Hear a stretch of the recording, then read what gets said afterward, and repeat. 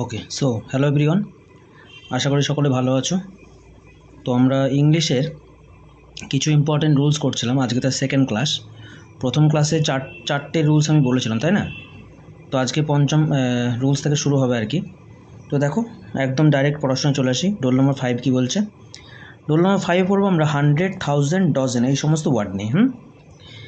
প্রথমত জানতে হবে যে এই ওয়ার্ডগুলো কোন পার্ট অফ স্পিচ। প্রথমে আমরা চিনবো ওয়ার্ডগুলো, তাই না? একটা জিনিস দেখো, কখনো কখনো শুনে থাকবে তোমরা যে thousands of people came, hundreds of people এরকম ধরা বললো, ডজেন্স অফ এগস এরকম বলা যায়। তো তার মানে কি, এস বাই ইয়েস লাগিয়ে আমরা প্লুরাল করতে পারি কাকে?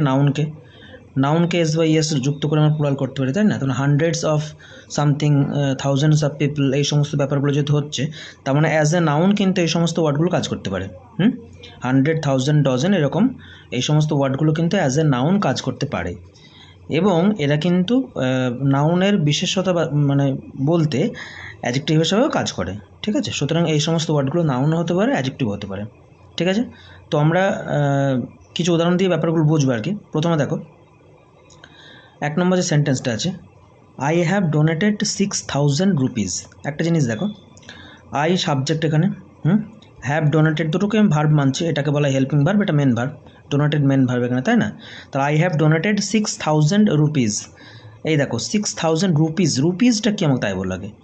রুপিস, দেখো রুপি থেকে রুপিস করা যায়, মানে কিন্তু মানিজ হয় না, ওই জন্য মানে আনকাউন্টেবল।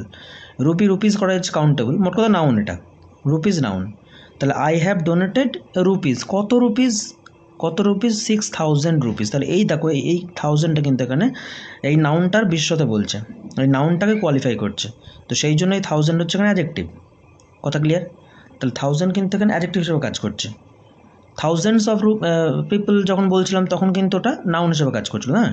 তো এখানে সেন্টেন্সটা সঠিক আছে একদম, কারণ নাউন, একটা নাউন লেখা আছে রুপিস, নাউনের আগে আমাকে নাউনকে কোনো কিছু কোয়ালিফাই করে সেটা অ্যাডজেক্টিভ বলা হয়। তো তার আগে আমাকে অ্যাডজেক্টিভ দিতে হবে, আর অ্যাডজেক্টিভের এস বা ইএস যুক্ত করা যায় না, মানে থাউজেন্ডস লিখলে ভুল হয়ে যাবে। যেমন পরের সেন্টেন্সটা দেখো, আই হ্যাভ ডোনেটেড 6000 রুপিস। তাহলে নাউনকে কোয়ালিফাই করছে, নাউন তা তো হয় না, নাউনকে কোয়ালিফাই করবে কে? অ্যাডজেক্টিভ। আর অ্যাডজেক্টিভের এস বাই এস যুক্ত করা যায় না, অ্যাডজেক্টিভকে এস বাই এস যুক্ত করে প্লুরাল করা যায় না। সুতরাং 2 নম্বর সেন্টেন্সটা ভুল। খেয়াল থাকবে, রুপিস আছে তার আগে থাউজেন্ডই বসবে। সিম্পল জিনিস, বেশি কমপ্লিকেটেড করার দরকার নেই। এর আগে হ্যানা ত্যানা সব অনেকভাবে অনেকে অনেক কিছু বোঝায়, নর্মাল মনে রাখো, ঠিক আছে? নাউন আছে তার আগে একটা অ্যাডজেক্টিভ দরকার, যেখানে এস বাই এস থাকবে না, ব্যাস সিম্পল কথা। 3 নম্বরটা, I have donated 6000 of rupees. এইখানের জিনিস দেখো, অফ চলে এসছে, প্রিপোজিশন, তফের পরে এটা প্রিপোজিশনাল অবজেক্ট হয়ে গেল। এইটুকু সেন্টেন্স দেখো, আই হ্যাভ ডোনেটেড হোয়াটের রিপ্লাই আসছে 6000। তা হোয়াটের রিপ্লাই তো অবজেক্ট দেয় না, অবজেক্ট দেয়, তো অবজেক্ট কে হতে পারে? অবজেক্ট হতে পারে নাউন বা প্রোনাউন। তো দেখো একটা নাউন আছে থাউজেন্ডস, তাহলে সেন্টেন্স এখানে সঠিক আছে। তো এই সেন্টেন্সটা কিন্তু ভুল না।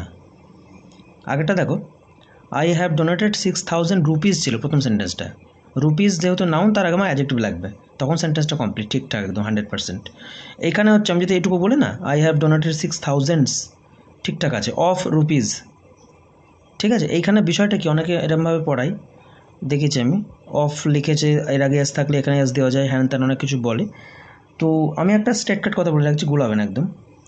প্রথমত এই ফার্স্ট সেন্টেন্স যেটা আছে না, এটা সবচেয়ে কারেক্ট। যদি বলা হয় যে এই 1 আর 3 আমি দুটোই কারেক্ট বলেছি, অবশ্য গ্রামাটিক্যালি এটা ভুল না, 3-এরটা কারেক্ট। কিন্তু 1 আর 3-এর মধ্যে যদি বলা হয় প্রেফার তুমি কাকে করবে? অবশ্যই 1কে, ঠিক আছে? যদি কখনো এমন থাকে দুটোর মধ্যে তোমাকে বাঁচতে হচ্ছে একজনকে, দুটো সেন্টেন্সের মধ্যে কে অ্যাপ্রোপ্রিয়েট, কে সবচেয়ে বেশি কারেক্ট, তখন অবশ্যই 1 হবে। 3-এরটাও গ্রামাটিক্যালি ভুল না। একইভাবে she bought 2 dozen eggs noun, তার আগে ডজন অ্যাডজেক্টিভ, ঠিক আছে। পরেরটা ডজেন্স বলেছে, এগস হচ্ছে নাউন, নাউনের আগে নাউন বসবে না, অ্যাডজেক্টিভ আসবে, এটা ভুল, ঠিক আছে? এইটুকুই জানা দেখেন, আর কিছু নেই, খুব সহজ জিনিস, শুধু এইটুকু মনে রাখলে হবে। প্রথমটা 1 নম্বর সেন্টেন্স আর 4 নম্বর সেন্টেন্সটা যেটা বললাম না, অ্যাকচুয়ালি মেন ফান্ডা এখানেই। এটুকু 1000 দিয়ে উদাহরণ দিলাম না, সরি 100 দিয়ে দিলাম না, একই জিনিস। হ্যাঁ, চলো রুল নম্বর 5 এটুকুই। 6 এটা খুব ভালো করে পড়তে হবে।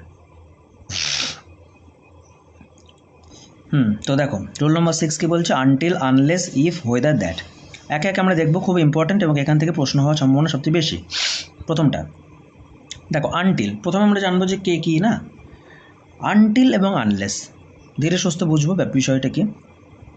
দেখো আনটিল কিন্তু প্রিপোজিশনও হতে পারে, কনজাংশনও হতে পারে। এবার কী করে বুঝবো কোনটা প্রিপোজিশন কোনটা কনজাংশন, বা কীভাবে আমরা বুঝবো? ওখানে কি মুখ দেখে লেখা থাকে মুখে যে ভাই আমি প্রিপোজিশন, এ বলে ভাই আমি কনজাংশন, এই তাকা আমার কনজাংশন, আমার তো বলা থাকে না। বিষয়টা কি দেখো, ভালো করে বোঝো। কনজাংশনের কাজ হচ্ছে এ কী করে, দুটো ক্লজকে অ্যাড করে। ক্লজ কী জিনিস? খুব সহজ জিনিস আমি বলছি, দেখো সেন্টেন্স দেখো বুঝতে পারবে। I will wait until Monday, আর পরের সেন্টেন্সটা I will wait until he comes. দেখো ভালো করে লক্ষ্য করে দেখো, আই সাবজেক্ট, ওয়েটটা মেন ভার্ব, এখানে আমি উইলটাকে বাদে দিলাম। তো দেখো যেখানে একটা সাবজেক্ট আছে একটা ভার্ব আছে, যে সেন্টেন্সের যে পার্টে একটা সাবজেক্ট থাকবে একটা ভার্ব থাকবে সেটাকে ক্লজ বলা হয়, তাহলে এটা একটা ক্লজ হয়ে গেল, আনটিল চলে এসছে এখানে। আবার দেখো হি একটা সাবজেক্ট, কামস ভার্ব, সাবজেক্ট আছে ভার্ব আছে, তাহলে এটা একটা ক্লজ, মানে যে পার্টে সাবজেক্ট থাকবে এবং ভার্ব থাকবে সেটা একটা ক্লজ, ঠিক আছে। তো সাবজেক্ট আছে ভার্ব আছে এরকম দেখো, এদিকটা একটা সাবজেক্ট এবং ভার্ব আছে আনটিলের আগের এই পার্টটায় সেন্টেন্সের, এবং আনটিলের পরে এই পার্টটাতেও একটা সাবজেক্ট একটা ভার্ব, তাই না? তাহলে এখানে দুটো ক্লজ, এই দুটো ক্লজকে জুড়ছে কি? আনটিল। এটা বাংলা কি? I will wait until he comes, আমি ততক্ষণ মানে সে আসা অবধি আমি ওয়েট করবো, এরকম বলতে চাইছে। সে যতক্ষণ না আসে ততক্ষণ সে ওয়েট করবে। তো এইখানে যেহেতু দুটো ক্লজকে যুক্ত করছে, তাহলে এই আনটিলটা কিন্তু এখানে কনজাংশন, এই আনটিল এখানে কি, এটা কিন্তু কনজাংশন, ঠিক আছে, কনজাংশন। জাংশন শোনেছ নিশ্চয়ই ট্রেনে, না? আর ওপরে আনটিল দেখো, এখানে কিন্তু আনটিলের আগে একটা দেখলাম যে আই আছে ওয়েট আছে, বুঝলাম যে সাবজেক্ট ভার্ব তো এক পার্টে আছে একদিকটাই, আনটিলের পরে শুধুমাত্র একটা শব্দ এবং একটা নাউন বলতে পারি। তো এখানে তো সাবজেক্ট ভার্ব কিছু নেই না, তাহলে এখানে আনটিল তো নিশ্চয়ই কনজাংশন না, কারণ কনজাংশন কী করে? দুটো ক্লজকে অ্যাড করে। তো এখানে আনটিল প্রিপোজিশন, এখানে আনটিল প্রিপোজিশন, ঠিক আছে। তো আনটিল প্রথমত বেসিক যেটা ধারণা, আনটিল কী কী হতে পারে না, প্রিপোজিশন হতে পারে এবং কনজাংশন দুটোই হতে পারে। কিন্তু আনলেস, খেয়াল রাখবে, আনলেস কিন্তু কখনোই প্রিপোজিশন হয় না, এ সবসময়তেই কনজাংশন হিসেবে কাজ করে। আনলেস এর একটা এক্সাম্পল দেখো, আনলেস হি ওয়ার্কস, 3 নম্বর সেন্টেন্সটা, unless he works he will not succeed, তাহলে সে না কাজ করলে সে সাকসেস হবে না আর কি। তো এখানে দেখো হি কাম ওয়ার্কস, এই একটা দেখো তোমার ক্লজ, সাবজেক্ট আছে ভার্ব আছে, আবার হি উইল নট সাকসিড, দেখো এখানে সাবজেক্ট আছে ভার্ব আছে, সাকসিড ভার্ব, হি সাবজেক্ট, দুটো ক্লজকে জুড়ছে, তাই না? মাঝখানে একটা কমা আছে। তো এখানে হচ্ছে ঘটনা হচ্ছে তাহলে কি, এটা কনজাংশন। আনলেস তাহলে কী হয়ে গেল আমার? কনজাংশন। ক্লিয়ার? তো এটা ছিল বেসিক পার্থক্য। এবার আমাদের পরীক্ষায় কীভাবে কোশ্চেন আসবে, কী কী জানতে হবে এখান থেকে দেখো। এক্সাম্পলে চলে আসছে আমরা ডাইরেক্ট, তারপরে এক্সাম্পল দিয়ে একে একে বোঝাবো। প্রথমটা, I will wait dash he comes, দেখো সেম সেন্টেন্সে কিন্তু লিখেছিলাম আমি আগে, তবু কেন নিলাম? এখানে বুঝতেই পারছো একটা আনটিল দিয়েছিলাম না, আনটিলে আনসার হবে কেন, বোঝো। আনটিল হচ্ছে তোমার, আনটিল মেনলি টাইম ডিনোট করতে ব্যবহৃত হয়, ঠিক আছে, টাইম ডিনোট করতে আনটিল ব্যবহার করতে হয়। আর আনলেস ব্যবহার করা হয় যদি তোমাকে কোনো সিচুয়েশান, ঠিক আছে, বা কোনো কন্ডিশন থাকে তখন আনলেস ইউজ হয়, হ্যাঁ। আর আনটিল হচ্ছে কোনো টাইম, এটাই বোঝায়। তো এখান থেকেই মেনলি জানলেই হয়ে গেল, এরপরে বেশি একটু কেস আছে বলছি সেটা। প্রথম ডিফারেন্স মানে প্রথম যেখান থেকে প্রশ্ন হয় সেটা এই দুটো জানতে হবে আমাকে, আনটিল হচ্ছে তোমার টাইমের ক্ষেত্রে আর আনলেস কন্ডিশনের ক্ষেত্রে, ঠিক আছে। এরপর নেগেটিভ ব্যাপারটা আমি আসছি। পরেরটা দেখো, dash he works he will not succeed, দেখো এখানে টাইমে কোনো ব্যাপার নেই না, যে সে যদি এই টাইম পর্যন্ত কাজ না করে সে সাকসেস হবে না এমন কিছু বলছে না, সে কাজ না করলে সে সাকসেস হবে না, হ্যাঁ না। তাহলে কন্ডিশন বা সিচুয়েশন বলছে, তাহলে এখানে আনলেস হবে। এবার তারপর একটা জিনিস দেখো যেটা বলার, খুব মন দিয়ে ভালো করে শুনবে, নোট করে লিখবে, বাংলা ভাষায় নিজের মতো নোট করবে। সেন্টেন্সের যে পার্টে আনটিল বা আনলেস থাকবে সেই পার্টে না কোনো নেগেটিভ ওয়ার্ড থাকবে না, সেই পার্টে কোনো নেগেটিভ ওয়ার্ড থাকবে না, ঠিক আছে। একটা জিনিস দেখো, হি ডাজ নট ওয়ার্ক, দেখো negative word does not, he will not, এই পার্টটা কিন্তু বলছে না। সবচেয়ে বেস্ট ভালো বুঝতে পারবে তুমি যদি এইটাই দেখো, 1 নম্বর সেন্টেন্সে দেখো, I will wait until he comes, okay, এখানে দুটোই পজিটিভ। চলো পরেরটা দেখি, unless he works he will not succeed, এই দেখো নট আছে এখানে, কিন্তু এটাকে কোন পার্টে? আনলেস আছে এই পার্টটায় না, আনলেস দিস সেন্টেন্স পড়ছি আমরা, আনলেস আছে এই পার্টটায়, আনলেস হি ওয়ার্কস, যদি এই পার্টটায় যদি নট থাকবে না, এটাই মানে বললাম আর কি, হি উইল নট সাকসিডেড, এটা কোনো সমস্যা না লাইফে, সেন্টেন্সে দেখো কমা দিয়েছে মানে এটা একটা পার্ট, ওটা একটা পার্ট, এবং ইনফ্যাক্ট বলতে পারি এটা একটা ক্লজ, ওটা একটা ক্লজ। এই ক্লজটাই কিন্তু আমাদের নেগেটিভ ওয়ার্ড থাকবে না। তাহলে দেখো সেন্টেন্সটা ঠিকই আছে, আনলেস হি ওয়ার্কস। আমি unless he does not works বলতে পারতাম না, যেমন পরের সেন্টেন্সটা আনলেস আনসার হবে না। কেন হবে না? একটা জিনিস দেখো, এখানে আমি একটা জিনিস বলতেই পারি, কি সেটা, যে এইভাবে লিখতে পারি আমরা যে if plus not is equal to unless. এই কথাটা একটা ম্যাথের ভাষায় লিখে রাখো, এটা একটা ফর্মুলার মতো বলা যেতে পারে। মানে কি? মানে হলো ইফ, জীবনে ইফও কিন্তু কন্ডিশনের কাজ করে, ঠিক আছে? ও শর্ত দেয় কিন্তু, যদি সে না আসে আমি যাবো না, ইফ দিয়ে কিন্তু সেন্টেন্স গঠন করা যায়। ইফ মানে যদি, যখন আনসার আসে, ঠিক আছে? ইফ, তো ইফ হচ্ছে কন্ডিশনের কাজ করে। আবার একটু আগে দেখলাম আনলেসও কন্ডিশনের কাজ করছে, তাই না? তাহলে ইফের সঙ্গে আনলেসের নিশ্চয়ই কিছু তো একটা পার্থক্য থাকবে, দুজনেই কন্ডিশনের কাজ করছে। তো ঘটনা কি, ওই যে বললাম না যে পার্টে তোমার আনলেস থাকবে সেই পার্টটা তো নেগেটিভ করা যায় না। এবার দেখলো সেই পার্টটা নেগেটিভ করে দিয়েছে ওরা, তোমাকে এই দুটোর মধ্যে আনসার চুজ করতে পারছে, আনলেস বা ইফ। তখন তুমি অবশ্যই ইফ বলবে, কারণ কি, ইফের সঙ্গে নট যায়, আর ইফের সঙ্গে নট গেলে যেটা হয় সেটাই আনলেস। তাহলে if plus not is equal to unless. Clear? তাহলে এখানে আনসার হবে ইফ। যদি আগের সেন্টেন্সে দেখো শুধুমাত্র সেম সব কিছু, হি ওয়ার্কস ছিল এখানে, হি ডাজ নট ওয়ার্ক করে দিয়েছে, তাই না? তাহলে he works positive sense, condition বলছে, আমরা আনলেস দিয়েছি, unless he works he will not succeed. পরেরটা দেখো আমরা আনলেস আর বলবো না, কারণ if he does not work he will not succeed, ঠিক আছে? এইটুকুই পার্থক্য। আশা করি বুঝতে পারলে, খুব ইম্পর্ট্যান্ট একটা জিনিস। যদি তাও বুঝতে না পারো আরেকবার দেখবা, শিওর বুঝতে পারবা, ঠিক আছে? চলো নেক্সট দেখি। তাহলে এর ওপর একটা প্রিভিয়াস ইয়ার কোশ্চেন করা যাক। One can't succeed in life. এবার ব্যাপারটা কী বলো তো, ভুলটা কী হয় দেখো, ভালো করে বোঝো, ছেলেপেলে মুখস্থ করে যায়, হ্যাঁ, কিরমভাবে যে আনলেস যে পার্টে থাকবে বা আনটিল যে পার্টে থাকবে সেই পার্টেতে কোনো নেগেটিভ ওয়ার্ড থাকবে না। ও শুধু দেখবে এই যে আনলেস এখানে দেখতে পেয়েছে লাইফে, এখানে নট দেখতে পেয়েছে, পট করে বলবে আনসার সি, সে পড়বে সেন্টেন্সটা ঠিক করে পড়বেই না। এরকম হয়, ঠিক আছে? আমি দেখেছি, মানে তাড়াহুড়ো করলে বা যারা একটুখানি কী বলবো, না বুঝে পড়ার মতো পড়েন একটা, সেক্ষেত্রে এটা হয়। তো এরর কারেকশন করার সময় না সেন্টেন্সটা মন দিয়ে পড়তে হবে, বুঝতে হবে কী কোথায় মেজর ভুল। দেখো, one cannot succeed in life unless one are not punctual in one's work. একটা জিনিস দেখো, প্রথমে একটা মেজর মিস্টেক, কি সেটা, আনলেস ওয়ান আর, ওয়ান তো সিঙ্গুলার, তো ওয়ানের পর আর কেন আসবে?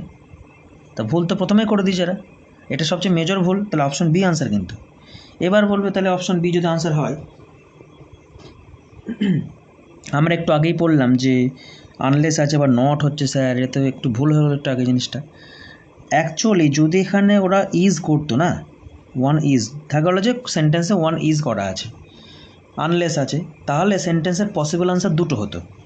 কেউ বলবে যে আমি বি আনসার করব, কারণ আমি আনলেস কেটে দেবো, আনলেস কেটে দিয়ে আমি ইফ করব, তাহলে সেন্টেন্সটা কী হবে, যে one cannot succeed in life if one is not, কারণ ইফের সঙ্গে নট তো যায়, কোনো সমস্যা নেই। কেউ বলবে না আনলেসও থাক, ওয়ানের সঙ্গে ইজ আছে থাক, কোনো অসুবিধা নেই আমার সেন্টেন্সে, আমি নট কেটে দেবো, তাহলে আমার সেন্টেন্স ঠিক হয়ে যাবে, কারণ আনলেসের সঙ্গে নট যায় না। তো এক্সামিনার সেই কারণে দুটো আনসার পসিবল ছিল না, সেই কারণে এক্সামিনার এমন একটা জায়গায় মানে দুটো ভুল করেছে একই পার্টে, যদিও এমন মানে ঠিক না, দুটো ভুল করেছে, মানে ওরা এক্সামিনার জোর দিয়ে বলতে চাইছে ভাই অপশন তুমি বি মারো, তুমি সিতে যেও না। বোঝা গেল বিষয়টা? মানে সেন্টেন্সটা দুভাবে ঠিক করা যায়, কিন্তু আমাকে যেহেতু সেন্টেন্সটা একটা পার্টে ঠিক করতে হবে, যদিও ঠিক করতে বলা হয় না, শুধু আনসার করতে বলা হয়, তো ঠিক করতে বলে আমি কী করবো, আরটা কেটে ইজ দেবো, আনলেস কেটে ইফ দিয়ে দেবো, তাহলে দেখো সেন্টেন্সটা আমার একটা পার্টে শুধু সংশোধন করতে হলো, সঠিক আনসার চলে আসলো, সেই জন্য আনসার বি হবে এখানে, ঠিক আছে? ও যেটা, হ্যাঁ, ইফ নিজের একটু আগে বললাম, একটু আগে দেখলাম ইফ হচ্ছে আমাদের কন্ডিশন বলছিল, তাই না? যে ইফের সঙ্গে ইফ, আমি আবার বলছি, ইফের সাথে নট যে কাজ করে, ইফ প্লাস নট, আনলেস একাই তাই কাজ করে, তাই তো? কারণ কি, আনলেস যে পার্টে থাকে সেই পার্টে সেন্টেন্সের কোনো নেগেটিভ ওয়ার্ড থাকে না। ইফ জীবনে আর একটা কাজও করে, ইফের লাইফে দুটো কাজ, একটা হচ্ছে কন্ডিশন আর একটা ডাউট সন্দেহ করা। ঠিক আছে? যেমন সেন্টেন্স পড়ো, প্রথমটাই দেখো, if he will come I will go. দেখো এই সেন্টেন্সটা ইফের কী কাজ, ইফ হি উইল গো, হ্যাঁ, if he will come I will go, এখানে সেন্টেন্সটা কী বলছে, কন্ডিশন বলছে নিশ্চয়ই, তাই না? সে আসলে আমি যাবো, এরকম যে ব্যাপার, লাইফে একটা কন্ডিশন বলছে। পরের সেন্টেন্সটা পড়ে দেখো, I don't know if he will come. এইখানে ইফ কী করছে, আমি জানি না সে আসবে কিনা, সন্দেহ, ডাউট। তাহলে এখানে কিন্তু ইফ ডাউটের কাজ করছে না। তো ইফ যেটা বললাম লাইফে দুটো কাজ করে, একটা কন্ডিশন, একটা ডাউট। এবার আর একটা কী সমস্যা, সবাই কী ভাবে আবার, মানে ভুলভাল মুখস্থ করে, অনেকে অনেক রকম লজিক দেয়, সেসব তো বলে লাভ নেই। অনেকে এরকম বলে যে কি বলে, ইফের সাথে না উইল বসে না, এরকম অনেকে ভুলভাল সব সেন্টেন্স পড়ে। একটা জিনিস বাদ দাও সব, মানে না ভেবে একটা জিনিস ভাবো নর্মালি। তোমাদের কন্ডিশনাল সেন্টেন্স করেছিলাম, মনে আছে? কন্ডিশনাল সেন্টেন্স, তো সেন্টেন্সে যদি একটা পার্টে থাকে সিম্পল প্রেজেন্ট টেন্স, একটাতে যদি সিম্পল প্রেজেন্ট টেন্স থাকে, তাহলে অপর পার্টে কী হয়েছিল? অপর সিম্পল ফিউচার হয়েছিল, মনে পড়ছে? সিম্পল ফিউচার, এগুলো লেখার নয়, সে I will go to Agra এই সেন্টেন্সে লিখেছিলাম, ঠিক আছে না? তো সেইটা খেয়াল রাখবা, সেইটা কিন্তু এই কন্ডিশনাল সেন্টেন্সে, কন্ডিশন বলছে না, তো কন্ডিশনাল সেন্টেন্সে কিন্তু এরকম ঘটনা ঘটবে।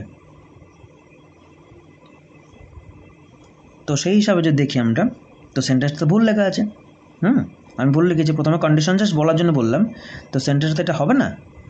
If he will come I will go তো হবে না, এটা কী হবে বলো তো? If he comes I will go, ঠিক আছে? তো সেন্টেন্সটা এরকম হবে আর কি, এটা যেটা বলছিলাম। তো এই কারণটা কিন্তু মনে রাখতে একবার, এটা তোমাদের বলেছিলাম আগেও। আর পরেরটা কি, I don't know if he will come, এইখানে দেখো আবার ইফের সাথে, হ্যাঁ এবার মনে পড়েছে কী ভুল বলে, অনেক শুনেছি অনেকে বলতে, যে ইফের সাথে তো শুধু প্রেজেন্ট কন্টিনিউয়াস টেন্স থাকে, উইল তো থাকে না, কিন্তু এখানে ইফের সাথে উইল কেন আছে? এই সেন্টেন্সটা নো এরর, ঠিক আছে ওই সেন্টেন্সটা, কারণ এখানে ডাউট বলছে। কন্ডিশনাল সেন্টেন্স হলে আমি বলেছিলাম, কিন্তু কন্ডিশনাল সেন্টেন্স হলে একটা পার্টে সিম্পল প্রেজেন্ট থাকলে একটা পার্টে সিম্পল ফিউচার থাকবে। আর কী কী ছিল, একটা পার্টে যদি তোমার পাস্ট পারফেক্ট থাকে, তখন অপর পার্টে সেই তোমার উড হ্যাভ, কুড হ্যাভ এরকম থাকবে না, ভিতরি থাকবে একটা, বলেছিলাম না এগুলো, সেই কাহিনি। তো এখানে যেহেতু কন্ডিশনাল সেন্টেন্স, সেই জন্য if he comes I will গো, এটা শেখানো তোমাদের। এইখানে কিন্তু ডাউট বলছি ইফ, হ্যাঁ, এই জন্য কিন্তু ইফ হি উইল কাম এটা ঠিক আছে, আই ডাউট বা I don't know if he will come, এখানে সেন্টেন্সটা কিন্তু সঠিক। তো এরকম মুখস্থ করার দরকার নেই, সেটাই বলার জন্য বললাম। তো কী বললাম এতক্ষণ, যে ইফের জীবনে দুটো কাজ, একটা কন্ডিশন বলা, ডাউট বলা। কন্ডিশন বললে আমাদের কন্ডিশনাল সেন্টেন্সের রুলস লাগবে, আর ডাউট বললে নর্মাল উইল ফিল সব যায়, কোনো সমস্যা নেই। 7 নম্বরটা সেন্টেন্স, I don't know if whether he will come or not. এই দেখো আগের সেন্টেন্সটা এই সেন্টেন্সটা সেমই, কিন্তু মাঝখান থেকে অর নট চলে এসছে। আই ডোন্ট নো, আমি জানি না, ইফ হোয়েদার, এটা ওয়েদার ভেবো না, হোয়েদার, ইফ বা হোয়েদার তোমরা এইতে শিখেছো, কী জানো, ন্যারেশন করো অবশ্য, ন্যারেশন পড়ে। তো ইফ বা whether he will come or not, এই যে অর নট অ্যাড হয়ে গেল না, এরকম সে আসবে কি আসবে না, এরকম ব্যাপার যখন চলে আসবে না, তখন আর ইফ হয় না। ইংরেজির রুলস এরকমই, তখন আর ইফ আনসার নেয় না, তখন হোয়েদার আনসার নেয়। মানে এবার ব্যাপারটা কি, হোয়েদার ইফ দুজনেই কিন্তু তোমার ডাউট বলে, হোয়েদারও ডাউট বলে, ইফও ডাউট বলে, হোয়েদারের কাজও ডাউট বলা, কিন্তু হোয়েদার তাহলে কখন হবে, যখন ওই এরকম সে আসবে কি আসবে না, অর নট এরকম চলে আসবে, তখন মেনলি হোয়েদার ইউজ করে, তখন ইফ নেয় না। ক্লিয়ার? এইবার পরের দুটো সেন্টেন্স লক্ষ্য করে দেখো, তার আগে হোয়েদার কি বললাম, হোয়েদার হচ্ছে তোমার আনসার্টেনিটি বলে, আনসার্টেন কোনো ব্যাপার, সে নিশ্চিত নয়, সেই ব্যাপারে হোয়েদার বসে। আর দ্যাট বসে কোনো কিছু সার্টেন, নিশ্চিত হলে তখন দ্যাট বসে, কোনো কিছু নিশ্চিত হলে তখন দ্যাট বসে, ঠিক আছে? তোমাদের একটা জিনিস পড়েছিলাম মনে করো, few, a few, the few করেছিলাম মনে হয়, তাই না? আমার তো মনে পড়ছে করেছিলাম। Little, a little, the little করেছিলাম, তবু একবার রিভাইজ ছোট্ট করে মুখে বলছি, সেন্টেন্স লিখে আমি বোঝাবো না, যেহেতু করানো ব্যাচ ওটা। এখানে কাহিনি কি, কী বলেছিলাম, প্রথম পার্থক্য কী, প্রথম কথা বলেছিলাম যে few, a few, the few, এই বক্সের এই দিকটা, এইগুলো সবই কাউন্টেবল নাউনের সাথে বসে, কাউন্টেবল নাউনের সাথে, সিএন। আর এদের সবাই এরা কার সাথে বসে, এরা সবাই আনকাউন্টেবল নাউনের সাথে বসে, তাই তো? এটা প্রথম পার্থক্য বলেছিলাম। দ্বিতীয় পার্থক্য কি, ফিউ বা লিটল এই দুটোই নেগেটিভ সেন্সে, মানে না কি বরাবর, নায়ের কাছাকাছি, মানে নেই বললেই চলে। I have little milk left in my, মানে বলো না, ইন মাই গ্লাস বা সামথিং কিছু বললো, ইন দিস গ্লাস এরকম বললো, বা আই হ্যাভ ফিউ বুকস যদি এরকম বলা হয়। তো কাহানি কি, সেখানে নায়ের কাছাকাছি, নেই বললেই চলে, লিটল। এ ফিউ মানে এটা নেগেটিভ সেন্স দেয়, লিটল এবং ফিউ দুটোই, তাই না, নেগেটিভ সেন্স দেয়। এ ফিউ, এ লিটল কী ছিল, পজিটিভ সেন্স, কিছুটা আছে, কিছুটা, কিছু পরিমাণ আছে, কিছুটা আছে, কিছু কতগুলি আছে, মানে কিছুটা পজিটিভ সেন্স দেয় এ ফিউ এবং a little. Are the few মানে কি বলেছিলাম, দ্য ফিউ দ্য লিটল, এটা হচ্ছে যতটা আছে ততটাই, পরিমাণে যতটা ততটাই দ্য লিটল, যতগুলো আছে ততগুলোই হচ্ছে দ্য ফিউ, এটা বলেছিলাম। তো এইখানে সেন্টেন্সটা চলে আসছে আমরা 8 নম্বর সেন্টেন্সে। I have few doubt whether oblique that he will come. আর 9 নম্বর কী বলছে, I have a little doubt, sorry I have a few doubt. প্রথমটা আই হ্যাভ ফিউ ডাউট, পরেরটা I have a few doubt whether that he will come. এখানে বিষয় যেটা সেটা ভালো করে বোঝো। ফিউ মানে কি, না এর বরাবর, মানে আই হ্যাভ ফিউ ডাউট, মানে আমার ডাউট নেই বললেই চলে, সামান্য ডাউট আছে, তার মানে আমি প্রায় নিশ্চিত সে আসবে। আমার ডাউট নেই বললেই চলে, ফিউ ডাউট খুবই সামান্য ডাউট, নেই বললেই চলে, তো আমি নিশ্চিত মোটামুটি যে সে আসবে। তাহলে নিশ্চিত হলে সেখানে তো আমরা হোয়েদার দেবো না, হোয়েদার তো আনসার্টেনিটি না, তো সার্টেন ব্যাপারের জন্য বা নিশ্চিত হওয়ার জন্য আমাদের আনসার হয় কি দ্যাট, তাহলে এখানে কিন্তু আনসার বা দ্যাট হবে। তো সেন্টেন্স একটু পড়ে বুঝে করতে হবে আনসার।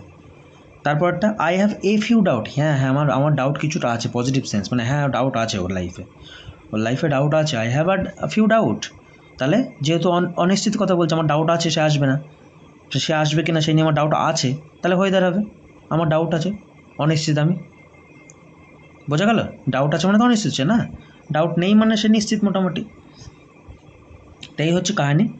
তো রুল নম্বর 6টা একটু ইম্পর্টেন্ট, আমরা অনেকগুলো নিয়ে আলোচনা করলাম, একবার রিভিশন করে দিই। প্রথম পড়লাম আনটিল আনলেস, এই দুটো নিয়ে। প্রথম পার্থক্য আনটিল প্রিপোজিশন কনজাংশন দুটো হিসেবে কাজ করতে পারে, আনলেস শুধুমাত্র কনজাংশন হিসেবে কাজ করে, তাই তো?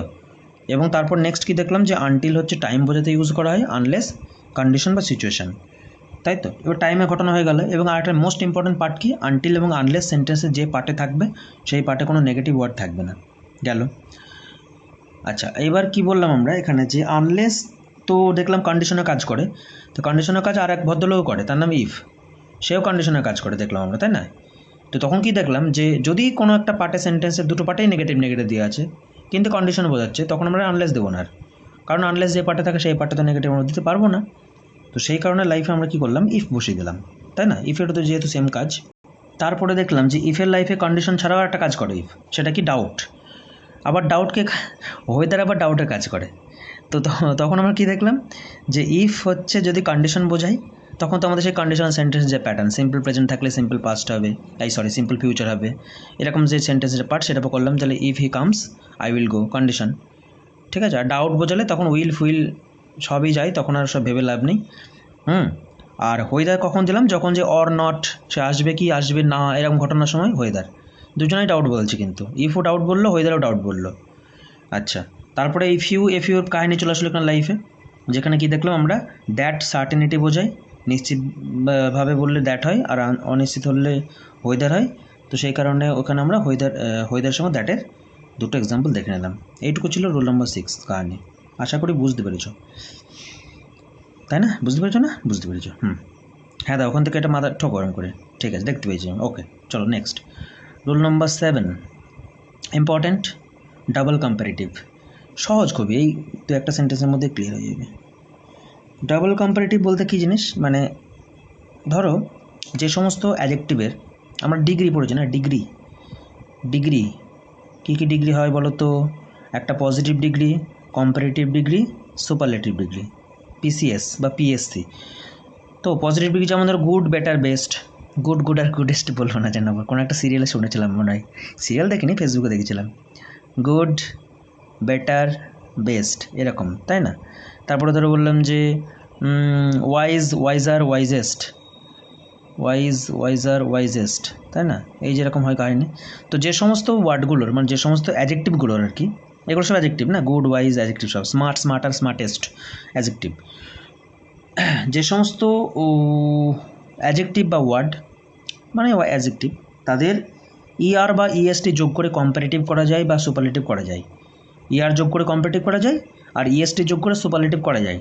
তো তাদেরকে তো ঠিকই আছে, তাদের তো এরকম হবেই সুপারলেটিভ, এই কম্পারেটিভ বা সুপারলেটিভ। কিন্তু যাদের করা যায় না, যেমন বিউটিফুলকে তুমি কিন্তু বিউটিফুল আর বিউটিফুলেস্ট বলা যায় না, ঠিক আছে? তো বিউটিফুলকে যদি আমরা সুপারলেটিভ বা কম্পারেটিভ করতে চাই, কম্পারেটিভ করতে হলে লিখতে হয় মোর বিউটিফুল, আর সুপারলেটিভ করতে হলে লিখতে হবে মোস্ট বিউটিফুল, ঠিক আছে, যেমন intelligent, more intelligent, most intelligent, এদের ইয়ার যোগ করে হয় না। তো যাদের হয় তারা তো খুব ভালো, আর যাদের হয় না তাদের ক্ষেত্রে ওই মোর ফোর বসে থাকে। কম্পারেটিভ জন্য মোর, সুপারলেটিভের জন্য মোস্ট। যাদের হয় না, যাদের হয় তাদের কিন্তু হয়, তাদের আর অসুবিধে নেই। সমস্যা কী হয় পরীক্ষায়, দেখো কী দিয়েছে প্রথম সেন্টেন্সটা, he is more wiser than his brother. সেন্টেন্সটা মানে এটা বোঝাতে চাইছে তার ভাইয়ের থেকে সে বেশি জ্ঞানী। তো দেখো ওয়াইজ তো ওয়াইজার করা যাচ্ছে, কম্পারেটিভ তো করে ফেললাম আমি, কম্প্যারিজনের জন্য কম্পারেটিভ ডিগ্রি, তাই না? কম্পারেটিভ ওয়াইজ, ওয়াইজার, ওয়াইজেস্ট হয়, তাহলে তার আগে তো মোর আমার বসানোর দরকার নেই, এই জন্য ডবল কম্পারেটিভ নাম হয়েছে, বুঝলে? দুবার কম্পারেটিভ করার চেষ্টা করছে এই ভদ্রলোক, লাইফে ভুল করছে, ঠিক নয় এর। তাহলে he is wiser than is brother, more বলার দরকার নেই, কারণ ওয়াইজার ওয়াইজার হয়, ওয়াইজেস্ট করা যায় সেই জন্য। পরেরটা, Sachin is capable of doing more better work. দেখো গুড বেটার, তো এর তো করা গেল ইয়ার যোগ করে, তাই না? এ তো ইয়ার যোগ করে এর তো কম্পারেটিভ করা গেল, তাহলে মোর আর বসানোর দরকার নেই লাইফের আর। পরেরটা, she is the most smartest girl in the class. Smart, smarter, smartest করা যাচ্ছে, স্মার্টেস্ট এর তো করা যায়, স্মার্ট, স্মার্টার, স্মার্টেস্ট হয়, এদের ডিগ্রি চেঞ্জ করা যায়, ইয়ার বা ইএসটি যোগ করে যায়, তাহলে আর মোস্ট বসাবো না। মোস্ট কখন বসাবো? যার যায় না, যার যায় না মানে হচ্ছে যার ইয়ার বা ইএসটি যোগ করে যাকে ডিগ্রি চেঞ্জ করা যায় না, তখন আমরা মোস্ট বা মোর, সুপারলেটিভের জন্য মোস্ট, কম্পারেটিভের জন্য মোর দেব। 4 নম্বরটা, আজকে একটু ফাস্ট পড়েছি আমি, তাই না? কারণ হচ্ছে সহজ রুলস, তাই জন্য। 4টা, she is the most intelligent girl in the class. একদম সঠিক, কোনো ভুল নেই লাইফের। কেন ভুল নেই? কারণ ইন্টেলিজেন্টকে জেন্টার, ইন্টেলিজেন্ট টেস্ট এসব শোনানি কোনো জীবনে, ছোটো থেকে তো কিছু ইংরেজি শুনে এসছে মুখে, না পড়ো বইপত্র, শুনে এসছে টুকটাক, তো এরকম শুনবা না কোনো দিন। স্মার্টার শুনবে সব, স্মার্টেস্ট বয় ছেলেটা, এরকম শুনবা। তো মোস্ট ইন্টেলিজেন্ট ঠিকঠাক হয় না, কারণ কি ইন্টেলিজেন্টকে আমরা সুপারলেটিভ করতে গেলে একটা মোস্ট আনতে হবে, কারণ ওর ইন্টেলিজেন্টের সঙ্গে ইয়ার বা ইএসটি যোগ করে যায় না। তো এই সেন্টেন্সটা এখানে মোস্ট সঠিক আছে। পরেরটা, she is feeling much better. আচ্ছা, এটা ঠিক না ভুল বলো তো? মাচ বেটার ঠিক না ভুল বলো তো বাবু? ভিডিও পজ করে ভেবে নাও। পজ করেছো? আচ্ছা, দেখো, হ্যাঁ এটাই বলতে চাইছে সে আর কি, বেটার, কিন্তু বেটার থেকে মানে আরও ভালো বেটার, এরকম বোঝাতে চাইছে আর কি, মানে কী বলবো, বেটার থেকে আরও ভালো এরকম বোঝাতে চাইছে। অ্যাকচুয়ালি মোর বেটার তো হয় না, একটু আগে দেখলাম মোর বেটার কেটে দিয়েছিলাম ওই প্রথম সেন্টেন্সে, ওই এই দেখো 2 নম্বর সেন্টেন্সে। তো এই বেটারের আগে যদি কিছু বসাতেই হয়, আমি বেশি করে বলতে চাইছি আর কি, মানে ও অ্যাকচুয়ালি এরকম বলতে চাইছিলো যে মোর বেটার মানে আর একটু বেটার থেকে আর একটু বেশি এরকম বলতে চাইছিলো। তো এরকম বেশি বলতে গেলে মোর দিও না, মাছ দাও, সেন্টেন্স ঠিক আছে, এটা মাছ বেটার বলা যায়, ঠিক আছে, ক্লিয়ার? মাছ ওয়াইজার বলা যায়, তোমার কম্পারেটিভে মাছ যোগ করা যায় মোরের বদলে, অসুবিধা নেই, ঠিক আছে, কিন্তু মোর দেওয়া যাবে না। মোর দিলে আমরা মোর কিন্তু কম্পারেটিভে ইউজ করি যাদের কম্পারেটিভ করা যায় না তাদের ক্ষেত্রে, ঠিক আছে? তো মাছ বেটার ঠিকঠাক আছে, ক্লিয়ার? ওকে, এবার একটা জিনিস, ওই রুলস তো মোটামুটি শেষের দিকেই, এবার একটা জিনিস আমাদের জানতে হবে, সেটা হলো 2টো সেন্টেন্স আমি লিখেছি, দেখো, he is the best boy in the class, he behaved best in the class. এবার মানুষের মানে সমস্যা কী হয়, সাধারণত আমরা কী জানি যে সুপারলেটিভ ডিগ্রির ক্ষেত্রে যেমন বেস্টের আগে আমরা দি বেস্ট বলি, দি বেস্ট, তাই না? Most intelligent, the most intelligent বলি, এরকম। মোট কথা সুপারলেটিভ ডিগ্রি যে ওয়ার্ডটা বসাচ্ছি সুপারলেটিভ ফর্মে, তার আগে একটা দি বা দা, যা খুশি বলো, একটা বসে, তাই তো? তো এইখানে he is the best boy in the class সেন্টেন্সটায় সবাই ঠিকঠাক বলবে, একদম সঠিক আছে, কোনো ভুল নেই। পরেরটা, হি behaved best in the class, এইখানে অনেকে ভাববে যে বেস্টের আগে দা কেন দেওয়া হয়নি, হি বিহেভ দ্য বেস্ট কেন বললো না? কারণ বেস্টের আগে তো দা বলে অভ্যস্ত আমরা, না? বেস্টের আগে যেহেতু বেস্ট, শুধু বেস্ট বলে না, মোট কথা আমি যেটা বলতে চাইছি, আমার ক্যাচটা বোঝো, সুপারলেটিভ ডিগ্রির ক্ষেত্রে তার আগে দা বসাই আমরা, এখানে দা বসালাম না, তবুও সেন্টেন্সটা সঠিক। কেন? দেখো বিষয়টা কি, বেস্ট জীবনে 2টো কাজ করে, ঠিক আছে? একটা হচ্ছে অ্যাডজেক্টিভ হিসেবে কাজ করে কখনো কখনো সেন্টেন্সে, ম্যাক্সিমাম ক্ষেত্রেই, তবেই তো তারা আমরা বেস্ট করলাম না, গুড, বেটার, বেস্ট এসছে, তো অ্যাডজেক্টিভ তো বটেই, ডিগ্রি চেঞ্জ করেছি আমরা। কখনো কখনো বেস্ট কিন্তু অ্যাডভার্ব হিসেবেও কাজ করে, যেমন প্রথম সেন্টেন্সটা পড়ো, he is the tallest boy in the class, he is the best boy in the class. তো he is the best boy, কেমন বয়সে, সে কেমন, বয়টা কেমন, নাউনকে কোয়ালিফাই করছে, বয়টা না বেস্ট, তো নাউনকে যে কোয়ালিফাই করে থাকে অ্যাডজেক্টিভ বলা হয়। তো এই বেস্ট এখানে অ্যাডজেক্টিভ, আর অ্যাডজেক্টিভ মানেই তোমার সুপারলেটিভ করে রেখেছে এখানে, তার আগে দা দাও একটা লাইফে দিলাম, তাহলে এখানে অ্যাডজেক্টিভ সেন্টেন্সে। তো অ্যাডজেক্টিভ বললে তার আগে তো দা বসবেই, কারণ সুপারলেটিভ ডিগ্রি করেছে, দা তো বসলো আমাদের। পরের সেন্টেন্স দেখো, he behaved best in the class. Behave করা verb, he behaved best in the class. তো সে কেমন বিহেভ করেছে, ভার্বকে কোয়ালিফাই করছে। তো ভার্বকে যে কোয়ালিফাই করে তাকে তো অ্যাডভার্ব বলা হয়, তাই না? ভার্বকে যে কোয়ালিফাই করে তাকে তো অ্যাডভার্ব বলা হয়।